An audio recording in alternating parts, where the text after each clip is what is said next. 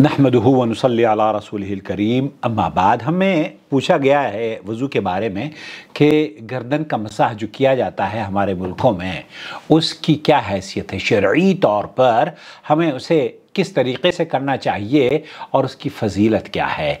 इस सिलसिले में दरअसल मेरा एक मज़मून भी शाये हुआ था आज से तकरीबन 15-20 साल कबल जरीदतुल मदीना में, और वो जितनी भी अहादीस गर्दन के मसह के बारे में वारिद हुई हैं वो या तो ज़ईफ़ है या मौज़ू रिवायत हैं। मैं आपको लेकर चलता हूँ समाहत शेख सालेह अल फौज़ान की महफ़िल में, उनसे यही पूछा जा रहा है, लेकिन उसके बाद दारुल देवबंद का तबसरा भी आपकी खिदमत में पेश करूँगा। सुनते हैं समाहत शेख सालेह अल फौज़ान को।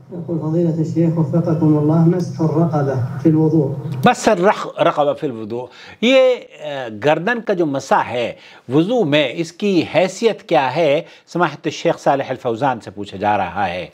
हल यजूज़ु अम ला, हल यजूज़ु अम ला, क्या ये जायज़ है, हम कर सकते हैं या नहीं। बिदअ मस्ह रक़बा बिदअ, अल-मशरूअ मस्ह रास। यहाँ शेख सालेह अल फौज़ान ने अपनी गुफ्तगू के आगाज़ में दो टोक बात कहते हुए बहुत स्ट्रॉन्ग मैसेज दिया है कि ये बिदअत है इस तरीक़े से गर्दन का मसाह, ये जो करते हैं ना, ये गर्दन का मसाह करना बिदअत है। जो सुन्नत अमल है, शेख सालेह अल फौज़ान फरमा रहे हैं कि वो सर का मसाह है। वमसहू बिरुऊसिकुम, यहाँ अल्लाह ताला ने रास कहते हैं सर को मसह का हुक्म दिया है। लैसा बिरिक़ाबिकुम, तो शेख फरमा रहे हैं कि अल्लाह के रसूल सल्लल्लाहु अलैहि वसल्लम ने भी और ना ही अल्लाह ताला ने इस उनुक़ या रक़बा इसको हुक्म नहीं दिया है, बल्कि ये शेख सालेह अल फौज़ान ने फरमाया कि ये बिदअत है। शेखुल इस्लाम इब्न तैमिय्या रहमतुल्लाह अलैह कहते हैं कि ये सही नहीं है कि नबी करीम सल्लल्लाहु अलैहि वसल्लम ने वज़ू में गर्दन का मसाह किया हो, बल्कि किसी सही हदीस में भी इसका सबूत नहीं मिलता। जिन सही अहादीस में नबी करीम सल्लल्लाहु अलैहि वसल्लम के वज़ू का तरीक़ा बयान हुआ है उसमें ज़िक्र नहीं है कि नबी करीम सल्लल्लाहु अलैहि वसल्लम गर्दन का मसाह किया करते थे। इसलिए जमहूर उलमा इकराम का, इमाम मालिक, इमाम शाफ़ी, इमाम अहमद बिन हंबल के ज़ाहिरी मसलक में गर्दन का मसाह करना मुस्तहिब नहीं है। और शेख सालेह अल फौज़ान फरमा रहे हैं ये तो बिदअत है। क्यों बिदअत है? इसलिए कि अल्लाह के रसूल सल्लल्लाहु अलैहि वसल्लम से साबित नहीं है, और जिसने इसे मुस्तहिब करार दिया है उसने अबू हुरैरा रज़ियल्लाहु ताला अन्हु की मरवी हदीस जो कि ज़ईफ़ है, जिसका नकल करना ही सही नहीं है, उससे इस्तिदलाल किया है कि उन्होंने गुद्दी तक का गर्दन का मसाह किया। इस तरह का असर यह हदीस काबिल हुज्जत नहीं हुआ करती और सही अहादीस के मुकाबले में पेश नहीं की जा सकती। इस पर तमाम उलमा का इत्तिफाक है कि गर्दन का मसाह न करने से वज़ू सही है।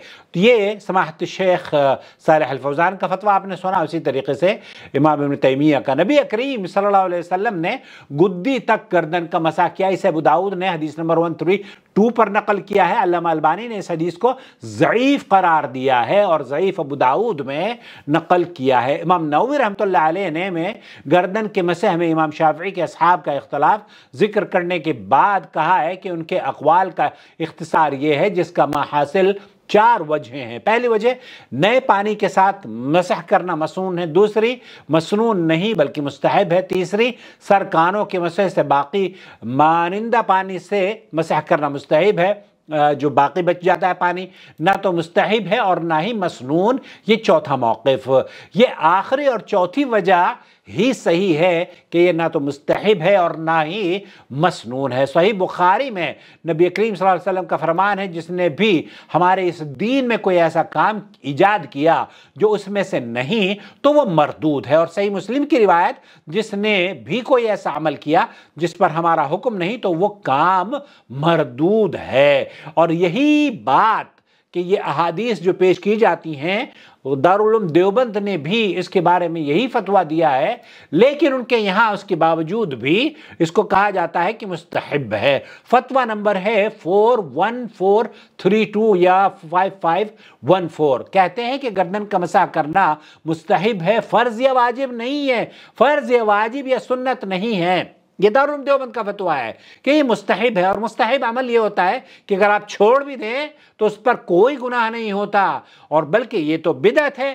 اکثر علماء یہ کہہ رہے ہیں کہ بدعت ہے، تو ایک آدمی کو، ایک حنفی کو، ایک مسلمان کو اسے چھوڑ دینے میں ہی عافیت ہے۔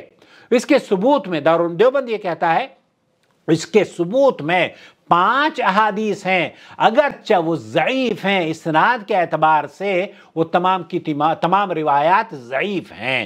تو یہاں جو لوگ گردن کے مسح کا انکار یا بدعت کہتے ہیں، ان کا قول درست، وہ یہ کہتے ہیں کہ وہ اس میں شدت پسندی کا مظاہرہ کرتے ہیں، حالانکہ دراصل صحیح بات یہ ہے کہ جب آپ نے اس بات کو ظاہر کر دیا کہ یہ احادیث ضعیف ہیں اور 5 کی 5 حدیثیں ضعیف ہیں، تو پھر اس موقف کو اپنا لے۔ اور آپ نے یہ بھی نہیں کہا کہ یہ سنت ہے۔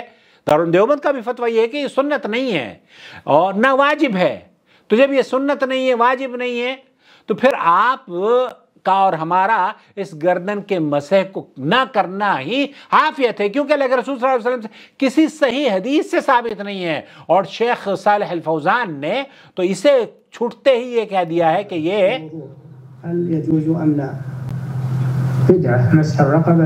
مسح یہ بدعت ہے۔ اور جس نے یہ کہا کہ جناب اس کی کئی فضیلت بھی بیان کی جاتی ہے کہ جس نے گردن کا مسح کر لیا اس کے سر کا درد ہی اس سے غائب ہو جائے گا، اس کی گردن پاک ہو جائے گی، اس سے فلانی بیماریاں اس سے وہ محفوظ ہو جائے گا۔ تو اس طرح کی باتیں جو کہی جا رہی ہیں وہ بلا دلیل ہیں، اور ضعیف روایات یا موضوع روایات یا من گھڑت باتوں پر استدلال کرتے ہوئے اس طرح کی فضیلت بیان کی جاتی ہے۔ تو خلاصہ کلام یہ ہوا کہ مسح الرقبہ اس طرح سے گردن کا مسح کرنا ایک بدعت عمل ہے، اور اس بدعت کو چھوڑنے میں ہی عافیت ہے، کیونکہ اگر یہ مسنون عمل ہوتا تو اللہ کے رسول صلی اللہ علیہ وسلم سے صحیح احادیث سے یہ ثابت ہوتا۔ اگر آپ کو اختلاف ہے اس ویڈیو سے تو آپ شائستگی سے کمنٹس باکس میں ضرور لکھ لیں، لیکن اگر پسند آئی ہے تو دوسروں کے ساتھ ضرور شیئر کریں، اور لائک بھی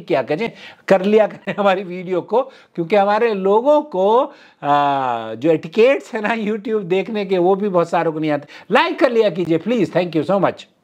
وما أرسلنا من قبلك إلا رجالا نوحي إليهم فاسألوا أهل الذكر إن كنتم لا تعلمون بالبينات والزبر وأنزلنا إليك الذكر لتبين للناس ما نزل إليهم ولعلهم يتفكرون أفأمن الذين مكروا السيئات أن يخسف الله بهم الأرض أو يأتيهم العذاب من حيث لا يشعرون